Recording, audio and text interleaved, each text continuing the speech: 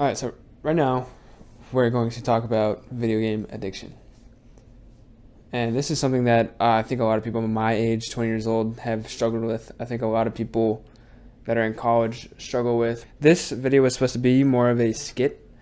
Uh, Unfortunately, it's actually a serious topic. I think video game addiction in general is pretty serious. This is actually like a sit down talk kind of deal. I normally don't do these videos, but today I thought I'd just throw one out there. Yeah, so the reason why I quit video games 2 days ago. So it's nothing to really show for itself. I don't really have much documentation. I've spent the total number of hours that I've spent since 2017 on video games was around 6,000 hours. So it's a lot. It's a lot of time to really invest into something that has no return. So I just 2 days ago I said, hey, I'm not really getting much out of this. I'm just gonna stop. So the reason, how do I put this? It's like I wasn't even a fan of the game that I was playing, you know? Like with League of Legends, Rocket League, I'm not necessarily a fan of the game. If there was no ranking system involved with the game, I would never play it, you know? So if there was no champion rewards for Rocket League, I would never play that game. I would not play casual. I'm not a very casual person. I'm very competitive.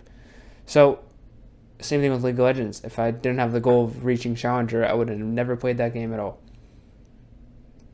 And that was one of the realizations that really came to me. So honestly, solo playing games and like campaigns, they never really intrigue me. It's kind of boring. It's lame. I just want to like achieve a rank so I can flex on my friends, which is superficial, and it is not worth the time that I put into it. There's no really real return unless you're just a big Twitch streamer or you're an esports pro. And to be an esports pro is pretty, honestly, ridiculously hard. I think it's harder than becoming a professional in a regular sport, because professionals in regular sports, they need time to recover. They need to train for 2 hours a day, and then they have recovery for the rest of the day. They train for 4 hours a day, recovery for the rest of the day, then game day, 6 hours a day, you know. But with esports, you could be sitting here in this chair for probably like 10 hours a day, just nonstop playing. You know, Chick-fil-A's right here, you got food right here. Dude, you're good. Like, you're set for 12 hours. I need to grab tea, actually. Hold on. Sorry, my camera's actually on low battery right now, so I don't know if it just didn't record anything that I said. But my mic did. Whatever. So, yeah, that's really one of the reasons why I quit. I'm quitting. I haven't quit. You know what I'm saying? It's been 2 days. So that's one of the reasons why I'm quitting playing video games. Plus, like, I realized something. This might sound like kind of stupid, but I don't know how to put this. One sec. Okay, so it was Christmas, right? Right now it's January 22nd. My 23rd, 24th. Right now it's January 24th. For Christmas, me and my girlfriend do like a gift exchange, right? But she was signaling to me like, hey, she was like, I don't know what to get for you. And I was like, well, what hobbies do I have? Like, I thought of that in my head as I was like talking to her, and I was like, what hobbies do I have? And I was like, I don't really have any hobbies besides playing video games and studying. You know, so there's nothing like, what's my girlfriend gonna get me for Christmas? You know, some game controller? I don't want that. It sounds lame. I might take that out of the video. But so yeah, I'm also a computer science cybersecurity dual major, right? And I still have time to put in 6,000 hours into video games. I was thinking about what if I actually put those 6,000 hours into my career? How much better would I be at my career? You know what I'm saying? So video games for me, after 6,000 hours of playing, they don't really have a return. It's not something physical that I can hold in my hand and I can show an employer and I can be like, hey, you know, like there's nothing really you can really do.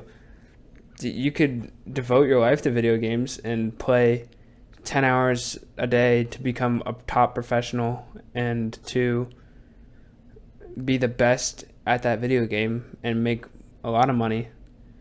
But in the end, is it really worth it if you're working like 12 hours a day You know what I'm saying? Because you got to do scrims that day. You got to do a whole other stuff, practices. You have to solo queue. Like, it's a lot of work.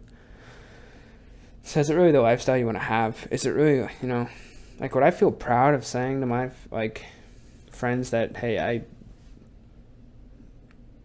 like, when I talk to my friends, I don't really feel proud that I'm like, hey, I have 3,000 hours in Rocket League. You know what I'm saying? I can't feel good about that.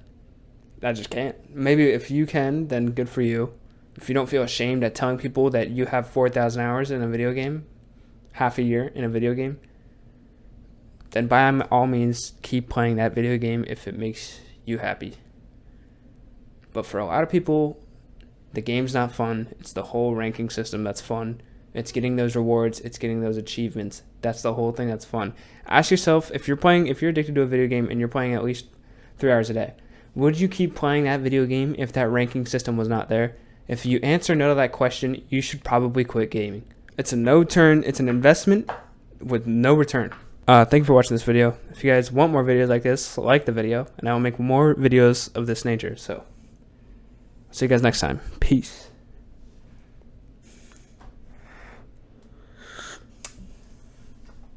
Dude, this tea tastes like shit. I don't know what I did.